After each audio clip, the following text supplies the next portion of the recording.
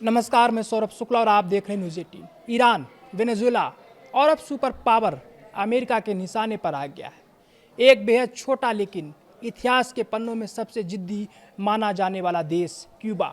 जी हाँ, कैरेबियन सागर में इस वक्त बारूद की बू आ रही है। अमेरिकी राष्ट्रपति डोनाल्ड ट्रंप का फोकस अब क्यूबा की तरफ घूम गया है।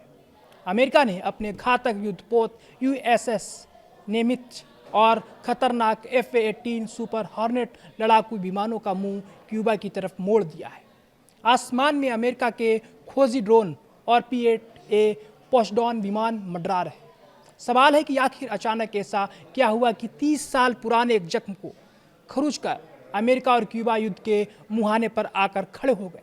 आइए इस फ्लैश पॉइंट की पूरी इनसाइड स्टोरी आपको समझाते हैं। इस ताज़ा तनाव की जड़ में है आज से ठीक 30 साल पहले यानी 1996 का ब्रदर्स टू द रेस्क्यू कांड। Brothers to the Rescue Miami में क्यूबियाई मूल के निर्वासित नागरिकों का एक संगठन था।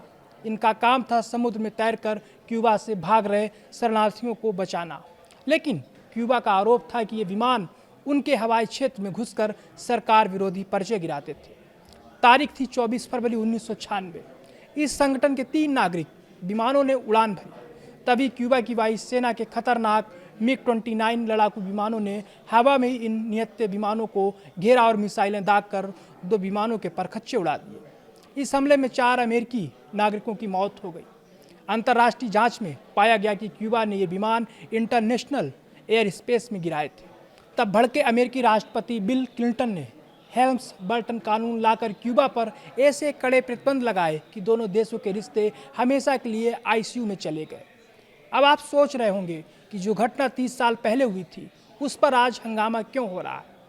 दरअसल अमेरिका ने अब क्यूबा के पूर्व राष्ट्रपति और महान क्रांतिकारी फिदेल कास्ट्रो के छोटे भाई राउल कास्ट्रो पर इस हत्या की साजिश का सीधा आरोप मढ़ दिया है। राउल कास्ट्रो 1959 से 2008 तक क्यूबा के रक्षा मंत्री रहे और बाद में राष्ट्रपति भी बने। ट्रंप सरकार ने इस पुराने मामले की फाइल खोलकर सीधे राउल कास्ट्रो पर केस दर्ज कर दिया है। ट्रंप का बयान आया, उन्होंने कहा, हम क्यूबा को आज़ाद करा रहे हैं, लेकिन क्यूबा भी झुकने को तैयार नहीं है। क्यूबा के मौजूदा राष्ट्रपति मिगुएल डियाज कानेल ने अमेरिका को खुली चेतावनी दी है कि ये सिर्फ क्यूबा पर सैन्य आक्रमण का बहाना है। उन्होंने कहा कि अगर अमेरिका ने हमला किया तो उसे भारी खून खराबा और भयंकर नुकसान उठाने के लिए तैयार रहना होगा। बात सिर्फ जुबानी जंग तक नहीं रुकी है। अमेरिका ने क्यूबा की घेराबंदी के लिए कैरेबियन सागर में अपनी महाविनाशक फौज उतार दी है। USS निमित्त की बात करें तो अमेरिका का विशाल काय परमाणु ऊर्जा से चलने वाला एयरक्राफ्ट कैरियर है। F-18E सुपर हॉर्नेट और EA-18G ग्रोलर की बात करें तो ये अमेरिका के पलक झपकते ही तबाही मचाने वाले लड़ाकू विमान हैं। USS ग्रिडली और MQ-4C टाइटन की बात करें तो समंदर से लेकर आसमान तक पल पल की जासूसी करने वाले सर्विलांस ड्रोन और युद्धपोत हैं।